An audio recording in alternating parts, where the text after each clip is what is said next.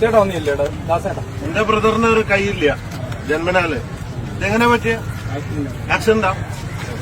എന്താ ആക്സിഡന്റ്? അതെ നമ്മുടെ പരിപാടിയോട്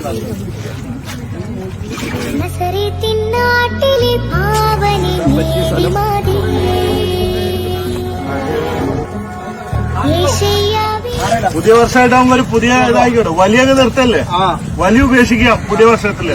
അപ്പൊ കുളിച്ച് ഒരു പുതിയ മനുഷ്യനായി വലിയ ഉപേക്ഷിക്കാം അല്ലേ? ഓക്കെ അല്ലേ? ഇനി വലിക്കില്ലല്ലോ അല്ലേ? വലിയ ഉപയോഗിച്ച് കുടി തുടങ്ങല്ലേ? കുടി ഓൾറെഡി ഉണ്ട്, നല്ല മണമുണ്ട് ഇപ്പൊ. എന്നാ നിങ്ങളെ ആരെയും മണക്കണമായിരിക്കും.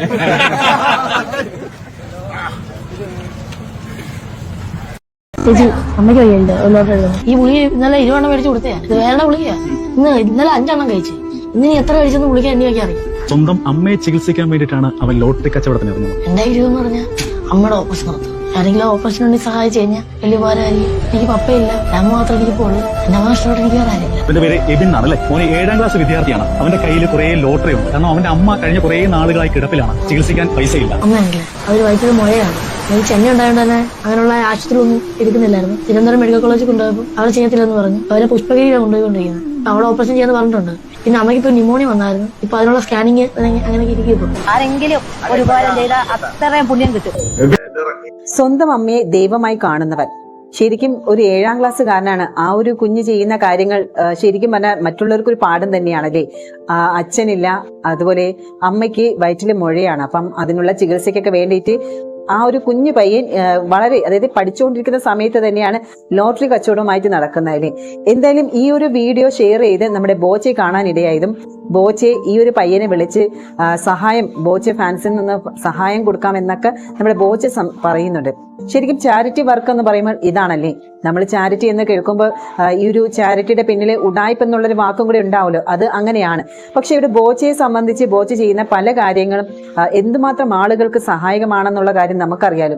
ഇവിടെ ആ ഒരു കുഞ്ഞു പയ്യൻ നമുക്ക് എല്ലാവർക്കും ഒരു മാതൃക തന്നെയാണ്. എന്തായാലും ബോച്ചെ ഇവനുമായി സംസാരിക്കുന്ന ഒരു വീഡിയോ കൂടി ഉണ്ട്, അത് നമുക്കൊന്ന് കേട്ടു നോക്കാം. അറിയോ? ആ കയ്യിലെന്താ ലോട്ടറി ഒക്കെ ആണല്ലോ. ലോട്ടറി വിൽപ്പനയാണോ? ഞാൻ എബിന്റെ വീഡിയോ കണ്ടിരുന്നു, ഭയങ്കര തരംഗമായിട്ട്. അപ്പൊ കണ്ടപ്പോ ഞാൻ ഞെട്ടിപ്പോയി. എന്നേലും വലിയ കച്ചവടക്കാരൻ 7ാം ക്ലാസ്സിൽ.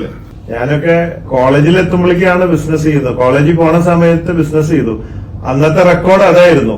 ഇതിപ്പോ 7ാം ക്ലാസ്സിൽ കച്ചവടം. എന്റെ റെക്കോർഡൊക്കെ തകർത്ത് കളഞ്ഞല്ലോ. എങ്ങനെ ലോട്ടറി ഒക്കെ വിൽക്കുന്നുണ്ടോ?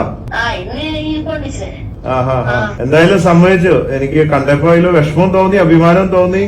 കാരണം പപ്പ ഉപേക്ഷിച്ചു പോയി. പിന്നെ അമ്മയുടെ വയറ്റിൽ മുഴ, സുഖമില്ല. 7ാം ക്ലാസ്സുകാരൻ ലോട്ടറി വിറ്റിട്ട് അമ്മയെ ചികിത്സിക്കുന്നു. അമ്മയോടുള്ള ആ സ്നേഹം, അമ്മയെ ദൈവമായിട്ട് കാണണം എന്നുള്ളതിന്റെ മാതൃകയാണ് ഇതൊക്കെ. എത്ര പേര് അമ്മയെ ഉപേക്ഷിക്കുന്നു, കൊല ചെയ്യുന്നു, എന്തൊക്കെ ചെയ്യുന്നു. എല്ലാം നന്നായി വരട്ടെ കേട്ടോ. പഠിപ്പൊക്കെ എങ്ങനെയുണ്ട്?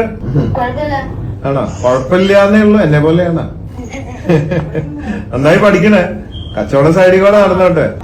അപ്പൊ അമ്മേനെ ചികിത്സിക്കാൻ എത്രയോ പൈസ വേണമെന്ന് പറഞ്ഞു. ഒരു 5 ലക്ഷം രൂപ തരട്ടെ ബോച്ചെ ഫാൻസ് ചാരിറ്റബിൾ ട്രസ്റ്റ് വഴി. സന്തോഷമായോ? അപ്പോ ഈ 5 ലക്ഷം കിട്ടിയാൽ ലോട്ടറി കച്ചവടം നിർത്തോ? അമ്മയുടെ ചികിത്സ കഴിഞ്ഞാൽ ലോട്ടറി കച്ചവടം നിർത്തോ? ആ നിർത്തരുത്, കച്ചവടം നിർത്തരുത് കേട്ടോ. പഠിപ്പും കച്ചവടം നടന്നോട്ടെ. എന്താവാനാ ആഗ്രഹം പഠിച്ചിട്ട്? ആർമി? വെടിവെക്കാനാണോ? ആഹാ. തോക്കൊക്കെ ഇഷ്ടാണോ? എനിക്കും അതെ. പിന്നാരുള്ള വീട്ടില്? അമ്മ പിന്നാരുള്ള? അനിയത്തിയുണ്ട്. എത്രാം ക്ലാസ്സിലാ? 5ല്. പിന്നെ നല്ല ലുക്കാണല്ലോ, ഒരു മോഡൽ ലുക്കൊക്കെ ഉണ്ടല്ലോ. സിനിമാ നടനാവോ വലുതാവുമ്പോ? വേറെന്താ വിശേഷം? എന്നോട് എന്താ പറയാനുള്ളേ? ആ ഓപ്പറേഷൻ നടത്താൻ നമുക്ക്, ഒന്നും പേടിക്കണ്ട കേട്ടോ. അമ്മയുടെ കാര്യമൊക്കെ നമുക്ക് നോക്കാം, ഒന്നും പേടിക്കണ്ട കേട്ടോ. ഓക്കെ. അപ്പൊ പറ്റിക കാണാം അതില് വരുമ്പോ കേട്ടോ. ഞാനിപ്പോ ഈ Boche fans charitable trust coordinators വന്നിട്ട് നിങ്ങൾക്ക് വേണ്ടുന്ന സാമ്പത്തിക സഹായം കാര്യങ്ങളൊക്കെ ചെയ്തു തരും കേട്ടോ. അപ്പൊ പഠിക്കണം, മാർക്കൊക്കെ എല്ലാം അറിയിക്കണം എല്ലാ വർഷം കേട്ടോ. Okay okay, bye bye. ഈ ഒരു കാലത്ത് സ്വന്തം അമ്മയെ പോലും വെട്ടിക്കൊല്ലുന്ന ഒരു സമൂഹം തന്നെയാണ്. ഈ അടുത്ത് തന്നെ നമ്മൾ എത്രയോ വാർത്തകൾ കണ്ടല്ലേ. ഒരു വാർത്ത ഭയങ്കര സെൻസേഷൻ ആയിരുന്ന ഒരു സുബൈദ എന്ന് പറയുന്ന ഒരു അമ്മയെ സ്വന്തം മകൻ ലഹരിക്ക് അടിമയായിട്ട് കൊലപ്പെടുത്തിയ ഒരു വാർത്ത നമ്മൾ അറിഞ്ഞതാണല്ലോ.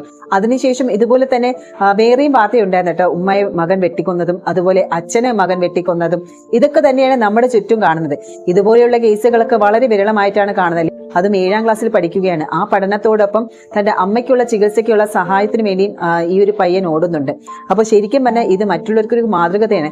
അതിൽ അവൻ പറയുന്നത് കേട്ടോ, വലുതായിട്ട് എന്താകാനാണ് ആഗ്രഹം എന്ന് വെച്ചപ്പോൾ ആർമിയിൽ ജോയിൻ ചെയ്യണമെന്നാണ് അവന്റെ ആഗ്രഹം എന്ന് പറയുന്നത്. എന്തായാലും അവന് അതിനുള്ള എല്ലാ കഴിവും ദൈവം കൊടുക്കട്ടെ, അനുഗ്രഹിക്കട്ടെ, അമ്മയുടെ അസുഖങ്ങളെല്ലാം മാറട്ടെ. എന്തായാലും ബോച്ചെ ഫാൻസ് ഇതുമായി ബന്ധപ്പെട്ട് അവർക്ക് സഹായ ഹസ്തം നീട്ടിയിട്ടുണ്ട്. അതുപോലെ തന്നെ ഒരുപാട് പേര് ഈ ഒരു കുഞ്ഞു മകനെ സഹായിക്കുമെന്ന് തന്നെയാണ് വിശ്വാസം.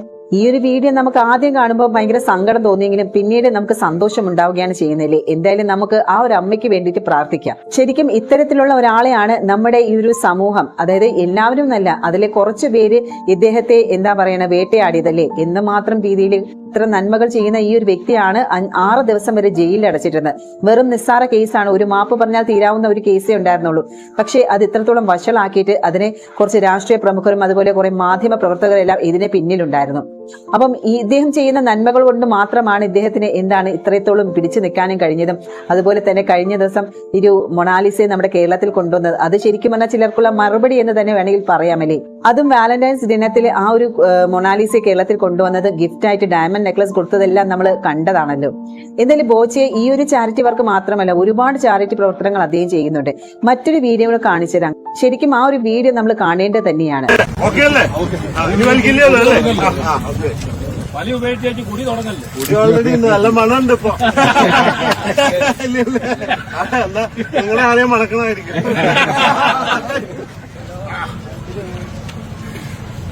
നമ്മുടെ ബാക്കി വെള്ളം ഇരിക്കുന്നെങ്കിൽ എടുക്കണം.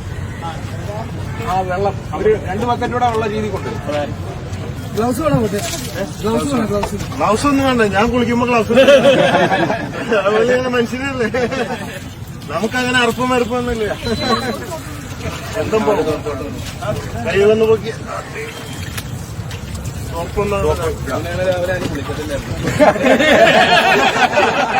കുളിച്ചു പോയി. ആനേനെ വിളിപ്പിച്ചിട്ടുണ്ട്. പിന്നെയാണ് ഇത് ഞാനിവിടെ ചെയ്യുന്നത്. ഇവിടെ ബോച്ചെ ഫാൻസ് ചാരിറ്റബിൾ ട്രസ്റ്റിന്റെ അടിപൊളി സംഘാടകരാണ് ഇവരുള്ളത്. ഒരുപാട് പേരെ കുളിപ്പിച്ച് ഭക്ഷണം കൊടുക്കുന്നുണ്ട് ടീം. ഇതിപ്പോ ഞാൻ വന്നില്ലെങ്കിൽ ഇത് നടക്കും. പക്ഷെ നമുക്ക് ഇതൊരു മാതൃകയ്ക്ക് വേണ്ടി ചെയ്യുന്നതാണ്. ഞാൻ ഒരർപ്പും വെറുപ്പില്ലാതെ മനുഷ്യനെ മനുഷ്യനായി കണ്ട് നമുക്ക് സ്നേഹിക്കുക എന്നുള്ളതിന് ഒരു മാതൃകയ്ക്ക് വേണ്ടിയിട്ട് ചെയ്യുന്നുള്ളൂ. അല്ലെങ്കിൽ ഞാൻ വരേണ്ട ആവശ്യമൊന്നുമില്ല. ഇവിടെ അടിപൊളി ടീമാണ്. ആലപ്പുഴ ഫാൻസ്, കുറച്ച് കോട്ടയമാണ്. കോട്ടയം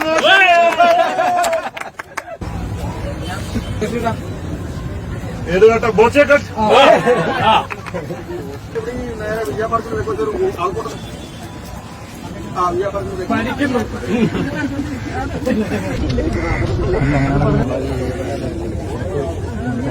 എന്റെ മുടിയല്ലേ സ്പൈക്കാണ്. ആളെ കണ്ടറിയില്ല. വിളിച്ചെന്നാ കേട്ടത്തില്ലേ.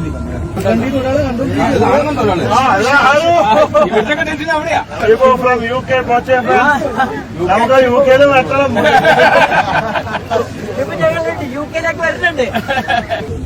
സുള്ളനായിട്ടുണ്ട്. ആര് വിജയം? സൂപ്പർ കുട്ടപ്പനായിട്ടുണ്ട്.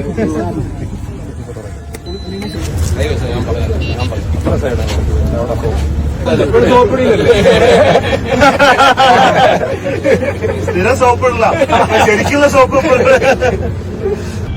ബോച്ചകൃതാവ് മതിയാ ഷേവ് ചെയ്യാനും അറിയാന്ന് മനസ്സിലായില്ലേ.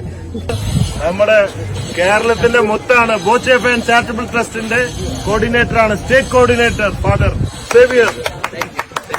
ആളാണ് ഇവിടെ ആലപ്പുഴ ചുക്കാൻ പിടിക്കുന്നത് മാത്രമല്ല കേരളം മുഴുവൻ.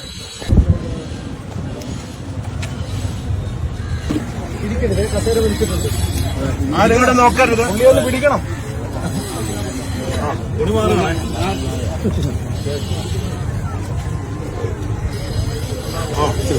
ഒന്നിനൊരു കുറവില്ലല്ലോ.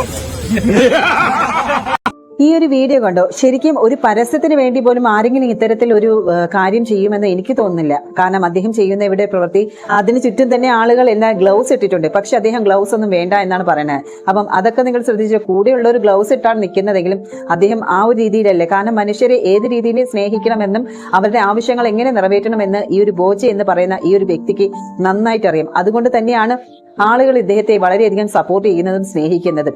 ഈ ഒരു ഹണി റോസ് വിഷയം വന്നപ്പോൾ പോലും ഏറ്റവും കൂടുതൽ ആളുകൾ സപ്പോർട്ട് ചെയ്തത് ബോച്ചയെ തന്നെയാണ്. കാരണം ഹണി റോസിനെ സപ്പോർട്ട് ചെയ്യാൻ വേണ്ടിയിട്ട് ഹണി റോസിന്റെ ഭാഗത്ത് നിന്ന് നോക്കുമ്പോൾ എന്ത് കാര്യത്തിലാണ് നമ്മൾ ഹണി റോസിനെ സപ്പോർട്ട് ചെയ്യേണ്ടത്? രാഹുൽ ഈശ്വറിനെ പോലെയുള്ള ആളുകൾ മുന്നോട്ട് വന്ന് ഹണി റോസിന്റെ വസ്ത്രദാനത്തെ വിമർശിച്ചുകൊണ്ട് രംഗത്ത് വന്നത് ശരിക്കും മലയാളികൾ പറയാൻ ആഗ്രഹിച്ച കാര്യങ്ങൾ തന്നെയാണ് അവിടെ രാഹുൽ ഈശ്വർ എടുത്തു പറഞ്ഞത്.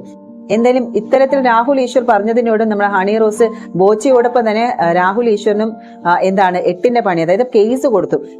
അത് ഒരു പ്രാവശ്യമല്ല 2 പ്രാവശ്യമാണ് കേസ് കൊടുത്തത്. ആദ്യത്തെ കേസ് കൊടുത്തപ്പോൾ ആ ഒരു കേസ് തള്ളിപ്പോയി. 2ാമത്തെ കേസ് വന്നപ്പോഴത്തേക്ക് നമ്മുടെ രാഹുൽ ഈശ്വർ മിണ്ടാതിരുന്നില്ല. പുള്ളിക്കാരനും ഹണി റോസിനെതിരെ കേസ് കൊടുത്തിരിക്കുകയാണ്. മാനനഷ്ടത്തിന് 10 കോടി രൂപ മാനനഷ്ടമായി വാങ്ങുമെന്ന് തന്നെയാണ് അദ്ദേഹം പറഞ്ഞിരിക്കുന്നത്. ശരിക്കും ഹണി റോസും കൂടെ ഇതിന്റെ ബുദ്ധിമുട്ട് അറിയട്ടെ എന്ന് പറഞ്ഞു തന്നെയാണ് രാഹുൽ ഈശ്വർ രംഗത്തിറങ്ങിയത്. എന്തായാലും പുരുഷ കമ്മീഷൻ വേണമെന്നുള്ള ഒരു ആവശ്യം ഈ ഒരു സംഭവത്തോടു കൂടി തന്നെ ഇങ്ങനെ ഒരു ആവശ്യം ഉയർന്നു വന്നിട്ടുണ്ട്. കാരണം വളരെ അത്യാവശ്യമാണ്, പുരുഷന്മാർക്കും നീതി കിട്ടണമല്ലോ. അപ്പം അതിന് വേണ്ടിയിട്ടുള്ള ഒരു ഫോർമേഷനും അദ്ദേഹം നടക്കുന്നുണ്ട്.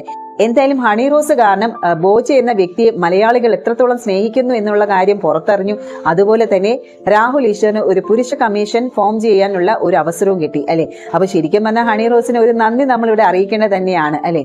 എന്നിരുന്നാലും ഹണി റോസ് ബോച്ചയോട് കാണിച്ച ആ ഒരു സമീപനം ശരിക്കും പറഞ്ഞാൽ അത് മലയാളികൾക്ക് ഒട്ടും അക്സെപ്റ്റ് ചെയ്യാൻ പറ്റാത്ത ഒരു സംഭവം തന്നെയാണ്.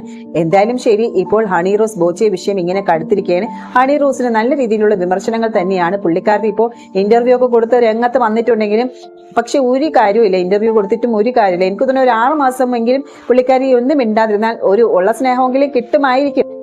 അത് മാത്രമല്ല പുരുഷന്മാരുടെ സപ്പോർട്ടാണ് ഏറ്റവും കൂടുതൽ നമ്മുടെ ഹണി റോസിന് കിട്ടിയിരിക്കുന്നത്. ഇത് മനോരമ ഓൺലൈനിൽ ഒരു ഇന്റർവ്യൂ കൊടുത്തിരുന്നല്ല, അതിൽ പുള്ളിക്കാരി പറഞ്ഞേനെ. പിന്നെ മറ്റൊരു കാര്യം എന്ന് പറഞ്ഞാൽ ഈ നാട് മൊട്ടാകെ നമ്മുടെ മൊണാലിസ എന്ന വ്യക്തിയെ അറിഞ്ഞു അല്ലെ. കേരളം എന്നല്ല, നമ്മുടെ ഇന്ത്യയും അല്ലെ, ഇന്ത്യക്ക് പുറത്ത് വരെ മൊണാലിസയുടെ പേരിങ്ങനെ പ്രസിദ്ധി ആർജിച്ചതാണ്. പക്ഷെ ആ ഒരു പെൺകുട്ടി, ആ ഒരു വൈറൽ ഗേൾ നമ്മുടെ ഹണി റോസിനെ അറിയില്ല എന്ന് പറയുമ്പോൾ അത് എത്രമാത്രം അസൂയാണെന്ന് നമുക്ക് അറിഞ്ഞൂടെ.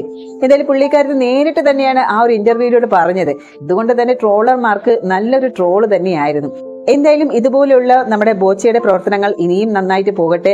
ഇനി ഒരുപാട് പേർക്ക് ഇത്തരത്തിൽ സഹായം എത്തിക്കുമെന്ന് തന്നെയാണ് നമുക്ക് പ്രതീക്ഷിക്കാം. കാരണം പ്രതീക്ഷയില്ല, അത് തന്നെയാണ് സംഭവിക്കുന്നത്. ഇതിലെ പാവങ്ങളെ സഹായിക്കാൻ അദ്ദേഹത്തിന്റെ ആ മനസ്സ്, അദ്ദേഹം ചെയ്യുന്ന നല്ല കാര്യങ്ങൾ തന്നെയാണ് അദ്ദേഹത്തിന്റെ ഒരു പ്ലസ് പോയിന്റ് എന്ന് പറയുന്നത്.